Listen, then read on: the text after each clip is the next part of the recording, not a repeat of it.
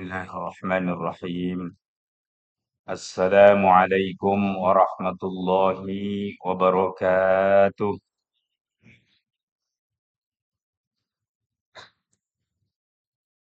الحمد لله رب العالمين، وأفضل الصلاة وأتم التسليم على سيدنا مولانا وحبيبنا محمد وعلى آله وأصحابه وأتباعه أجمعين. أما بعد، سبحانك لا علم لنا إلا ما علمتنا إنك أنت العليم الحكيم. رب اشرح لي صدري ويسر لي أمري واحلل عقدة من لساني يفقه قولي. آمين يا رب العالمين. Ma'asyiral muslimin, para jamaah sekalian, utamanya jamaah salat subuh Masjid Jami' As-Salam Perumahan Pondok Melati Indah yang telah baru saja melaksanakan salat subuh berjamaah, dilanjut dengan taklim mingguan kita. Semoga amal ibadah kita, amal soleh kita diterima oleh Allah Subhanahu wa Ta'ala, dan tentunya kita diberikan anugerah Allah untuk terus istiqomah, terus ajak di dalam ajarannya, dan kita konsisten menjalankan syariatnya, termasuk juga aktivitas kegiatan kita yang bermanfaat, terutamanya dalam hal ta'lim di setiap subuh pagi ini. Sikap istiqomah, selalu menjaga konsistensi ini tentu tidak mudah, tapi insya Allah kalau kita berupaya, berniat yang sungguh-sungguh, Allah akan berikan kemudahannya, Allah akan berikan bimbingannya kepada kita semua. Hadirin jamaah sekalian, kita pun merasa bersyukur, dan memang patut kita selalu syukuri sepanjang kita masih diberikan kesempatan dan izin Allah belajar Al-Quran, belajar bacaannya, belajar tentang tafsirnya, belajar tentang ilmu-ilmu yang terkait dengan Al-Quran. Itu artinya kita sedang dikehendaki oleh Allah, insya Allah menjadi orang-orang yang dimuliakan, orang-orang yang diberikan rahmat dan berkahnya. Hadirin jamaah sekalian, kita masih dalam surah Ali Imran, di akhir-akhir daripada surah Ali Imran, yang tepatnya sekarang kita masuk pada ayat ke-195. Insyaallah pagi ini kita akan membaca satu ayat saja, karena ayat ini masih lanjutan dari ayat sebelumnya sebenarnya. Ayat sebelumnya yang menjadi bagian doa orang-orang ulil albab, orang-orang yang punya akal pikiran, yang kemudian menjadikan makhluk-makhluk Allah, ciptaan Allah Ta'ala ini ayat-ayat kebesarannya, dan kemudian dia menegaskan bahwa seluruh ciptaan Allah ini menjadi tanda-tanda kebesaran yang patut direnungi, sekaligus diungkap kebenarannya, lalu diberikan doa-doa setelah itu. Maka ayat berikutnya ini insyaallah menjadi jawaban Allah atas doa dari hamba-hambanya, sebagaimana ayat sebelumnya. Satu ayat saja jamaah sekalian, kita tadi baca memang mengajarkan kita pula bagaimana berhenti di tempat-tempat yang tidak ada tanda wakaf. Lalu kemudian cara kita mengulang. Memang ini dibutuhkan kebiasaan berhenti di tempat yang pas, kemudian mengulangnya juga dengan cara yang pas. Ini kalau kita mengerti makna yang kita baca, memang sangat membantu.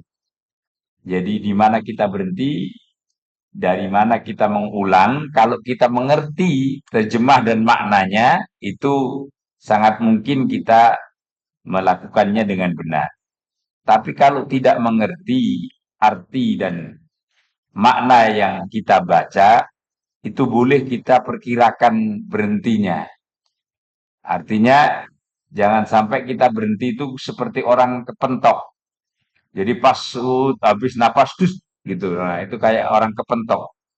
Pasti nggak enak.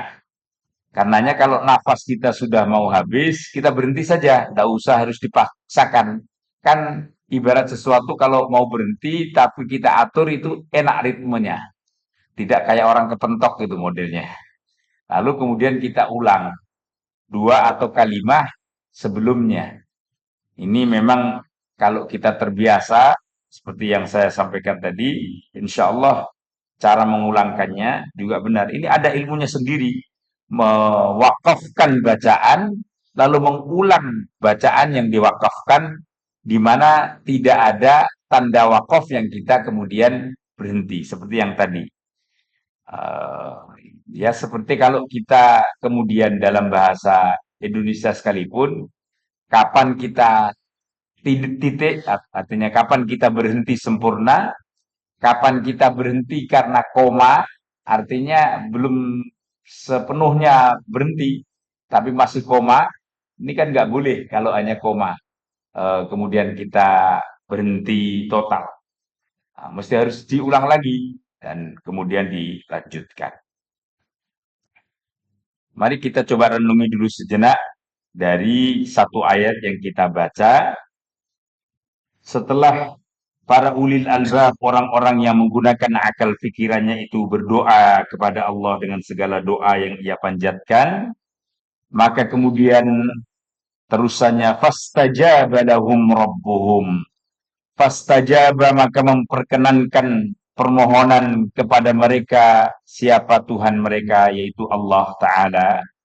Dengan ia berfirman, ini Allah menjawabnya, anni la udhi'u amala 'amilin minkum min dzakarin aw untha. Anni, sesungguhnya aku Allah Ta'ala, la udhi'u, tidak menyia-nyiakan, amala 'amilin, amalnya orang-orang yang beramal, minkum, di antara kamu, min dzakarin, baik laki-laki, aw unsa, atau perempuan. Ini jawabannya Allah. Ketahuilah saya tidak akan pernah menyia-nyiakan sedikit pun amal perbuatan dari hamba-hamba, mau laki maupun perempuan. Ini sejak dari awal dalam Islam, betapa kesetaraan gender antara laki dan perempuan itu memang Allah berikan sesuatu yang adil. Tidak ada bedanya. Mau laki perempuan, amalnya kalau dia amal baik dibalas oleh Allah. Begitu sebaliknya kalau amalnya buruk, ya tentu akan mendapatkan akibat azabnya. Maka dikatakan ba'dukum min ba'd. Sebagian kamu adalah keturunan dari sebagian yang lain. Tentu ini konsepsi Islam, kesetaraan gender dan kesetaraan manusia.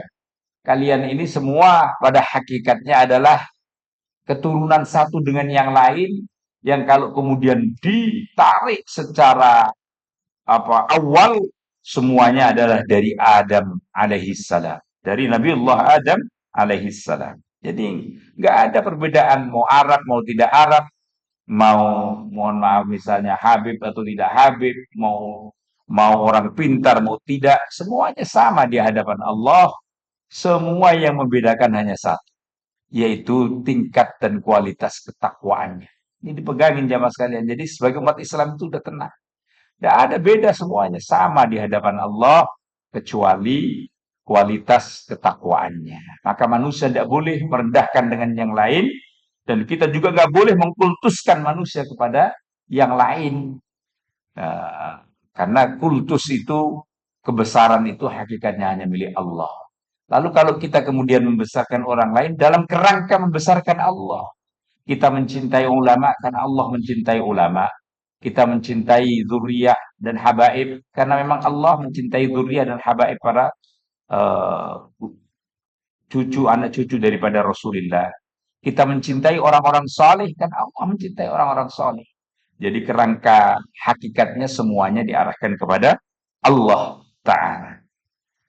Falladzina hajaru, maka orang-orang yang telah berhijrah, wa ukhriju, dan bahkan diusir sebagiannya orang-orang dari Makkah ke Madinah, min diarihim, dari kampung halamannya, wa udhu, dan ia pun disakiti, fi sabili, dalam menegakkan jalanku, wa qatalu, dan mereka berperang, wa qutilu, dan bahkan sebagiannya terbunuh dalam peperangan. Apa janji Allah ini, jamaah sekalian? La ukaffiranna anhum sayyi'atihim, saya akan hapus semuanya kesalahan-kesalahan. Inilah Islam. Mereka yang benar-benar imannya terbukti, dan bahkan kemudian mereka hijrah, di dalam hijrahnya menegakkan kalimat Allah, lalu mereka ikut peperangan dan terbunuh dalam peperangan, maka Allah mengampuni segala dosa dan khilaf. Udah selesai. Di surganya, dia di akhiratnya ditempatkan surganya Allah. Ini janjinya. Wala udkhilannahum, dan pasti akan aku masukkan mereka jannatin, ke dalam surga Allah Ta'ala. Tajri min tahtil anhar, yang dalam surga itu dengan segala kenikmatannya, termasuk begitu indahnya air mengalir di sungai-sungai di dalam surga. Yang ini jangan juga di apa namanya persepsi seperti sungainya di dunia, tidak. Ini bagian daripada betapa Allah menggambarkan keindahan surga, yang keindahannya tidak akan pernah ditemui di dunia. Tapi ini semacam mendekatkan pemahaman kita saja.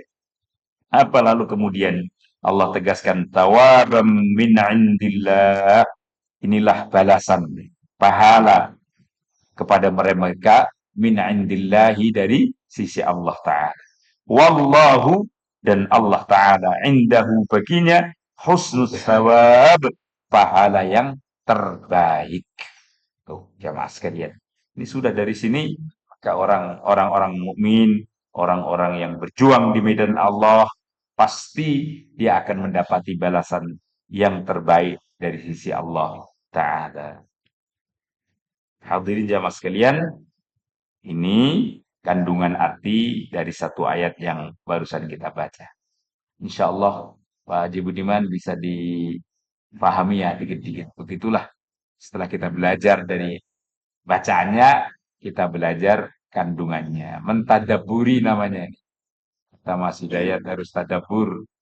Jadi tahsin, tajwid, lalu tadabur. Mari kita, baik jamaah sekalian, di akhir dari pertemuan ini kita akan mempraktekkan teori tajwid dari pelajaran kita tentang sifatil huruf dan makharijil huruf. Silakan dibuka pada halaman 34 yang kemarin sudah kita awali. Tentu jamaah sekalian, di dalam semua ilmu tajwid itu pasti dibahas tentang makharijul huruf, tempat-tempat keluarnya huruf.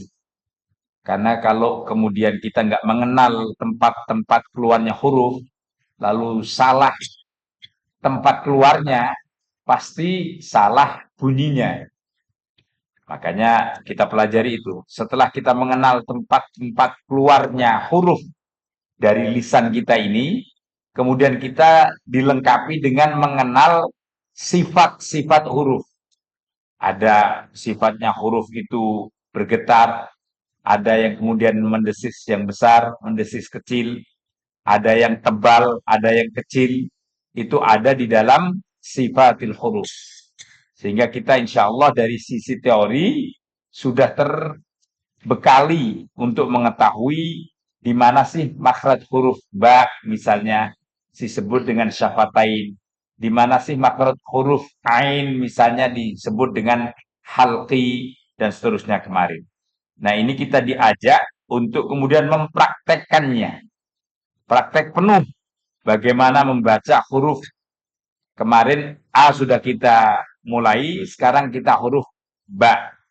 Bagaimana ba yang dibaca fathah, yang dibaca kasroh, yang dibaca dhammah, dan yang disukun. Lalu kemudian ba yang ditanwin. Ini jamaah sekalian kalau kita ndak rutin mengikuti ya rada repot. Apalagi sudah 2 kali pertemuan, 3 kali pertemuan nggak ngikutin, udah tinggalan. Jadi kayak gini yang kadang-kadang mohon maaf jadinya ilmunya kita nggak apa ya istilahnya nggak pas karena ada yang tertinggal. Baik, kita lanjut kepada huruf ba ya. Kemarin hamzahnya sudah, sekarang ba. Saya kasih contoh dulu, nanti diulang. Babi bu babe. Mari coba dibunyikan.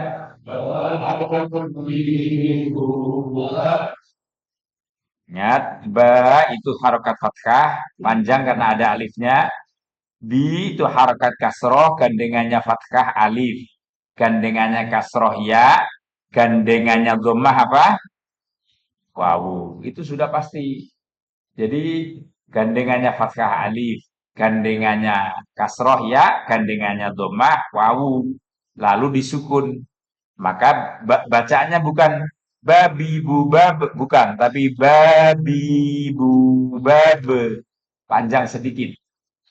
Kalau dilaguin babi bu babe. Jadi,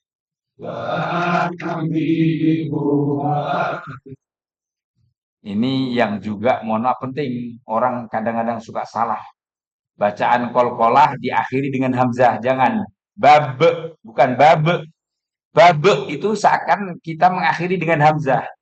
Kolkolah itu bacaannya setengah harokat. Babi bu babe, be, bukan be. Bisa dibedakan? Babi bu babe, be, bukan be. Kadang orang saking fasenya kolkolah tabat yada abila watab, watab berarti mengakhiri dengan hamzah. Itu salah. Itu ini banyak orang mohon maaf salah kaprah kayak gini. Yang benar apa? Kolkolah itu setengah harokat. Tadi watabe, watabe. Beda ya? Bisa dibedakan Pak Haji Zuli? Bisa dibedakan ya? Watabe itu pasti di akhirnya kayak ada tulisan hamzah. Tapi kalau watabe itu tidak ada hamzahnya. Nah, kolkolah itu yang tidak ada hamzahnya itu. Maka saya tadi kalau mencontohkan babi bu babe. Mari dibaca lagi. Babi.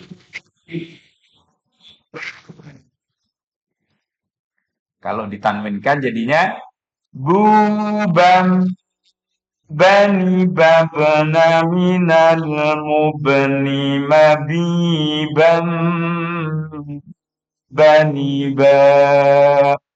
Mari.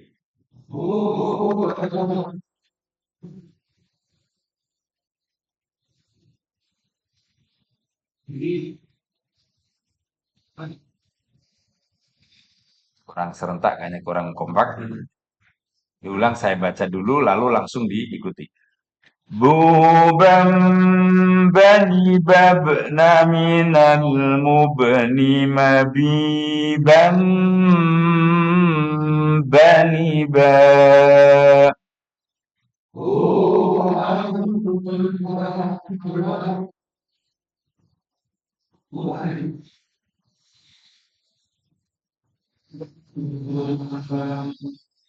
Ini yang perlu kita tandain.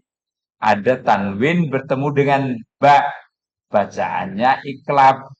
Maka menyatu.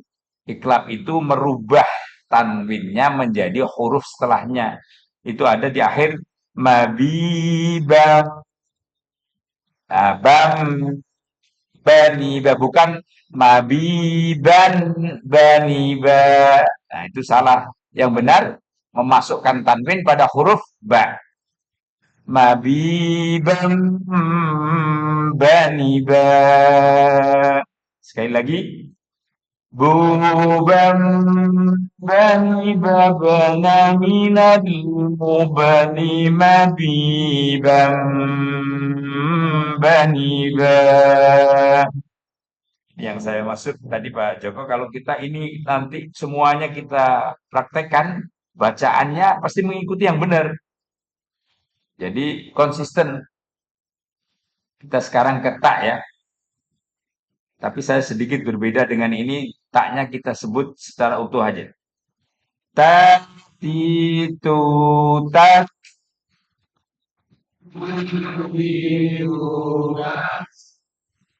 Bukan tat tapi tat aja ya. Ulangi lagi. Ta, ti, tu, ta.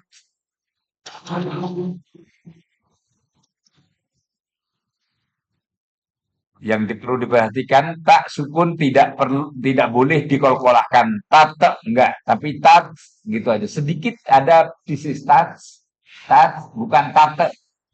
Itu yang diperhatikan. Kalau kemudian ditanwin bagaimana? Bacaan ikhfa ini. Tak ketemu tanwin ketemu tak. Contohnya tutan tuh ditahan. Nggak boleh tutan tan nggak boleh, tapi ditahan. Tanitas naminal muslimati tanita. Mari dibaca. Tanitas naminal muslimati tanita. Sekali lagi.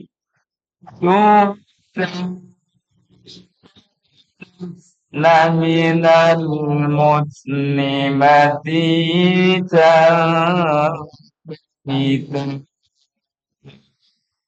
Sekarang berikutnya ini bacaan ikhfa banyak sekali huruf-hurufnya ada 15. Ini prakteknya sa si su sa.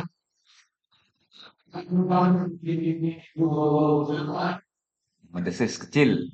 Sa, tapi beda dengan shin. Ulang lagi. Sa, si, su, sa.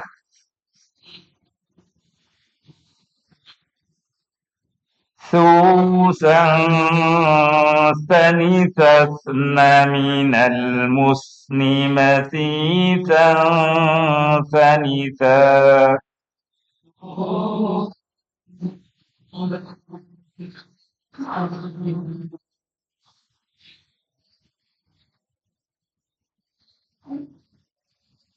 Nah, lagi-lagi saya baca dulu satu kali terus nanti diingat.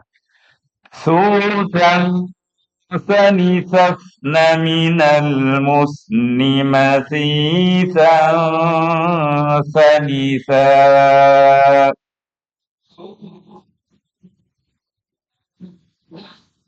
من المسلمات فنفا. Tiga huruf ini kita praktekkan. Ba, ta, sa. Ini ingat jamaah sekalian, kalau ada tanwin ketemu huruf ikhfa, ditahan dalam kadar 2 harokat atau 1 alif. Tadi masisan sanisa ditahan itu, bukan masisan sanisa. Salah. Yang benar ditahan. Masisan sanisa. 3 jamaah sekalian nanti mohon dipraktekkan di rumah. Ya, mungkin dianggapnya ngapain nih kok kayak main-main aja. Ini memang praktek nakhorijul huruf. Jadi kalau nggak kayak begini dulu ngajinya, udah mesti makhrajnya kurang pas. Nah ini ada teori yang sudah disiapkan oleh para ulama. Tinggal kita praktekkan sedikit demi sedikit. Sekian jamaah sekalian. Semoga bermanfaat. Kita akhiri dengan doa ta'limul Quran bersama-sama. Allah bil Quran waj'alhu lana imama wa nuran wa hudan wa rahmah. Allah kirna منه ما نسينا وعلمنا منه ما جهلنا وارزقنا تلاوته آناء الليل وأطراف النهار واجعله لنا حجة لنا يا رب العالمين. Amin ya rabbal alamin. Kita tutup dengan kafaratul majlis. Subhanakallahumma wa bihamdika asyhadu an la ilaha illa anta astaghfiruka wa atubu ilaik.